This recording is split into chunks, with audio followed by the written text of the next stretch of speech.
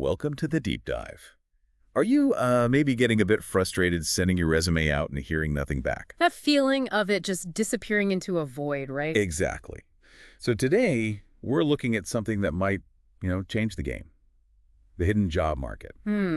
These are jobs that get filled, but, well, quietly. Without the big public posting. Yeah, so if you feel like your online applications are just vanishing, this deep dive is definitely for you. We really want to answer, how can you actually find these unadvertised roles? Precisely.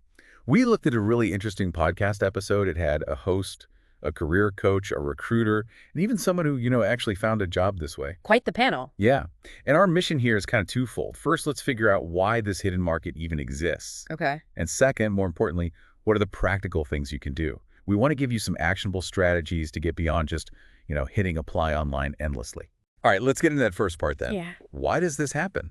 Why aren't all jobs just posted publicly? It kind of feels like companies are being secretive. Well, it's maybe less about secrets and more about efficiency and trust. Definitely trust from the company's side. Efficiency and trust. How so? Think about hiring. It's a big deal for a company, a big investment. And there's always a risk, right? Bringing in someone totally new. Sure. So companies often lean towards people they already know, maybe internal folks, or people who come recommended by someone they trust. Referrals. Yeah.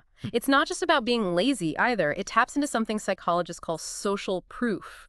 If someone I trust vouches for you, my brain automatically thinks, okay, lower risk. That makes a ton of sense. It's like getting a pre-screened candidate almost. Exactly. The career expert we looked at also mentioned that sometimes roles aren't even defined yet. They might meet someone impressive or an internal need pops up suddenly.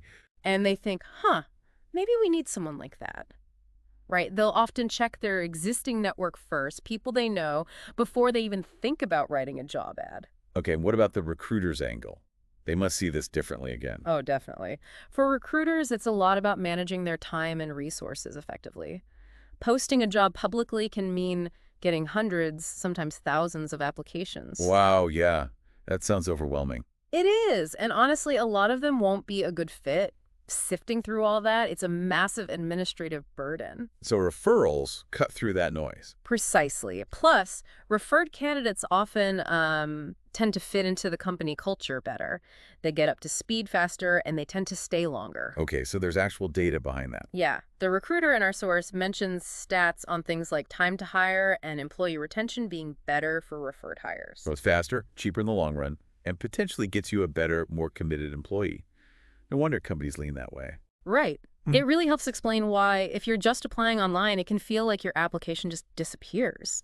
These hidden jobs often bypass those standard online portals completely. Okay, so this hidden market concept, it makes sense logically, but does it, actually happen often? It can feel a bit abstract. That's a fair question. And that's where the story from the job seeker in our source material really helps bring it to life. Yes. Tell us about that. So this person was doing exactly what we talked about, applying online, lots of applications for months, and getting, well, pretty much nowhere. Frustrating. Been there. Yeah. So they decided to change tactics. They started just reaching out to former colleagues, not asking for a job directly, mind you. Just connecting. Letting people know what they were looking for, what kind of roles they were interested in exploring next. And what happened?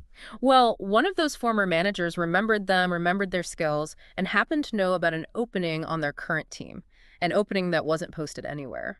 A few informal chats later, talking about the role, seeing if it was a fit, and boom, new job. Just like that. No formal application. No fighting the applicant tracking system. Exactly. The job seeker really stressed how organic it all felt, which really underlines that message from the source.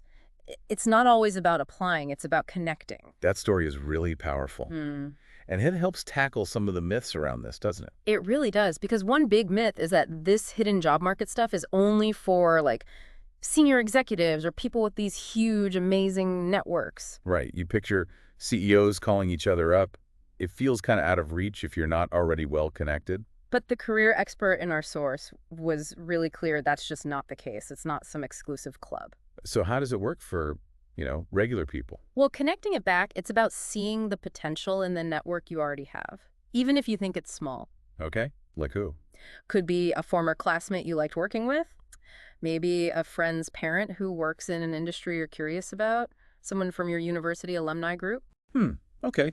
Smaller, more targeted outreach. Exactly. Those focused personal connections can be way more effective than you might think.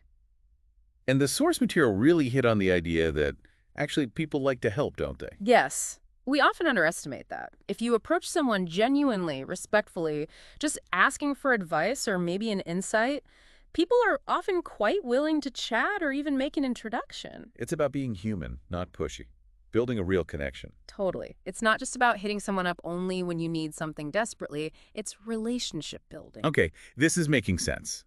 But it raises the big question for you, the listener. Mhm. How do you actually do this? How do you put it into practice? Right. And the recruiter in the source material had some very solid practical strategies here. The absolute first step, clarity. Clarity, meaning, Meaning you need to be really clear yourself about what you want, what are your career goals, what kind of role are you actually looking for. okay. Because your network can't really help you if you're vague or sending mixed messages. Exactly. The recruiters stress this. You need to give your contacts a clear target so they know how they might be able to help, who they might connect you with. It's like giving them a map. Makes sense.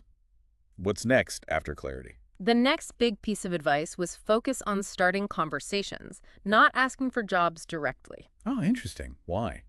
It just takes the pressure off, doesn't it, for both sides? Yeah. If you just ask for a chat to learn more about their field or their company or get their advice, it feels less transactional. It's about building rapport, gathering information. Right, you're exploring, learning, not demanding. Precisely. And then, related to that, is the idea of staying top of mind. This Huh. isn't usually a one-and-done thing. So how do you do that without being annoying? Good question. The recruiter suggested simple things. Follow up after you chat, a quick thank you email. Maybe share an article you saw that reminded you of your conversation. Little touch points. Yeah, just ways to nurture the relationship over time, build that connection, that rapport. It's not just about pitching yourself once. Hearing this, it almost feels like it gives you permission. Permission to rely a bit less on just firing off endless online applications. That's a great way to put it, a permission slip. It shifts the focus to something potentially more effective and maybe less soul-crushing, more direct, more personal engagement. Okay, so for someone listening right now thinking, all right, I get it, this sounds good, but where do I even start? Like Yeah. this week? Yeah. What did the experts suggest? They had some great quick starting points. The career coach had a simple challenge. Identify just 5 people already in your network. Like who? Maybe old classmates, former colleagues you got along with, maybe even friends of friends whose jobs sound interesting. And the challenge, just reach out. To ask for a job. No, just to say hello. Maybe mention you're exploring some new career directions and see if they'd be open to a quick chat sometime. Super low pressure. Just reconnecting. Okay, 5 people. That feels doable. What else? The recruiter really highlighted alumni networks. Especially on LinkedIn, they're often underused. So the suggestion was, check out your alumni network, find 1 or 2 people whose career paths look interesting, and reach out. Again, respectfully, personally. Aim for an informational interview, just to learn. Right, learn from their experience. People often like sharing that. Exactly. And finally, the job seeker, the one who actually got the hidden job, their advice was simple. Be open to coffee chats, virtual or in person. Just be open to talking to people. Yeah. You honestly never know which conversation, even a seemingly casual one, might spark something, an idea, an introduction, an unexpected opportunity down the line. Okay, so if we boil it all down, the main takeaway seems to be this hidden job market isn't some secret society. Not at all. It's actually really accessible, but the way in isn't always through the front door, the formal application. It's often through the side door, through conversations, through connections. Through genuine human interaction. Absolutely. Our sources really encouraged you to approach this whole thing with curiosity. Be human. Yeah. Be interested in others. And yeah, maybe be a little bold sometimes. Take that first step to reach out. Be curious, human, and bold, like that. It's a good mantra for this. So, with all that in mind, here's something for you to maybe think about after listening. Just take a minute. Consider the network you already have. Friends, family, old colleagues, classmates. It's probably stronger than you think. Mm-hmm. And then ask yourself, what's one small thing, just one tiny action, you could take today or tomorrow to nurture just one of those connections. That doesn't have to be huge. Not at all. Because that one small step, it might just be the thing that opens a door to an opportunity you'd never find on a job board.